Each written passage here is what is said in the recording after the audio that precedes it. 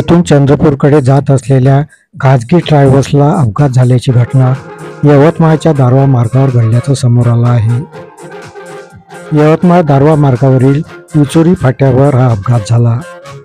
या अपघातात 10 प्रवासी हे जखमी झालेत. DMR ट्रॅव्हल्स ही पुणे येथून 30 प्रवासी घेऊन चंद्रपूरकडे निघाली होती. दारव्हा यवतमाळ रस्त्यावर सकाळी 7:30 वाजताच्या सुमारास ट्रॅव्हल्स चालकाचं नियंत्रण सुटलं आणि ट्रॅव्हल्स रस्त्याच्या बाजूला असलेल्या झाडावर आदळून पलटी झाली. या अपघातात 10 प्रवाशांना दुखापत झाली. MH34 BG 0077 क्रमांकाची ट्रॅव्हल्स पुणे येथून यवतमाळ मार्गे चंद्रपूरकडे जात असताना दारव्हा मार्गावर ही घटना घडली. अपघाताची माहिती मिळताच यवतमाळ ग्रामीण पोलीस स्टेशनचे ठाणेदार प्रशांत कावरे, यवतमाळ जिल्हा वाहतूक शाखेचे पोलीस निरीक्षक ज्ञानोबा देवकते यांनी घटनास्थळी जाऊन मदत कार्य सुरू केलं.